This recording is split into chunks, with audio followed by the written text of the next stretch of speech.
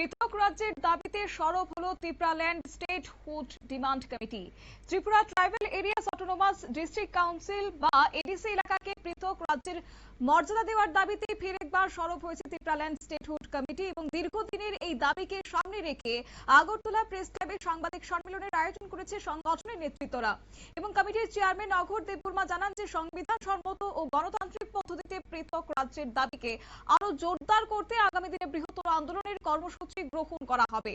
কি বললেন কমিটির চেয়ারম্যান অঘোর দেববর্মা, শুনুন। সেই বিষয়টা কিভাবে দেখবেন?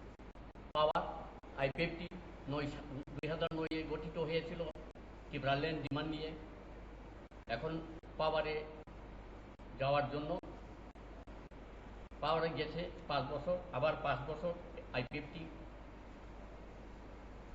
বিজেপির সাথে চ্যালেঞ্জ করে পাওয়ারে এখন বর্তমানে রয়েছে। আবার ত্রিপুরা মথা নামেও গ্রেটার ত্রিপুরাল্যান্ড দাবি নিয়ে 2021 সালে এডিসি দখল করেছিল। এবার এই এডিসি নির্বাচনে 28টার মধ্যে 24টা নিয়ে তারা এডিসিতে আবার পুনরায় ক্ষমতা আসলো। সেই ক্ষমতা আসা শুধু মানে শাসন ক্ষমতায় অধিষ্ঠিত হওয়া, মানে ভবিষ্যতে ত্রিপুরীদের অস্তিত্ব রক্ষার জন্য তাদের কোনো কিছুই নেই। বা মঠা বলুন, আইপিএফটি বলুন, শুধু রাজনৈতিকভাবে আমাদেরকে ঠকিয়ে রাখার জন্য তাদের পরিকল্পনা। এটার জন্য আমরা স্টেটহুড ডিমান্ড কমিটি আবার সুচার হওয়ার জন্য জনগণকে আহ্বান জানানোর জন্য আজকে এখানে বসলাম। আচ্ছা, রাজ্যের যিনি মথার সুপ্রিমো আছে উনি তো বরাবর বলছেন উপজাতির জন্য মানে সবসময় কাজ করে যাচ্ছেন এবং তাদের যে ডিমান্ডগুলো আছে কেন্দ্রীয় নেতৃত্বের কাছে পৌঁছেছে, কিন্তু এত বছর পালিয়ে গেছে, এখনো কিছু করা হচ্ছে না। তো সেই বিষয়টা কিভাবে দিবে?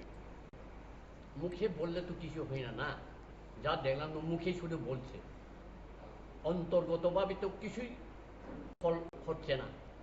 সেই জন্য এখন জনগণ বুঝুক, আস্তে আস্তে জনগণ বুঝুক, বিচার বিশ্লেষণ করো, পরবর্তী সময় দেখবো একটা পরিষ্কার হয়ে যাবে সেই মঠার সুপ্রিমো এটা কি করছে না।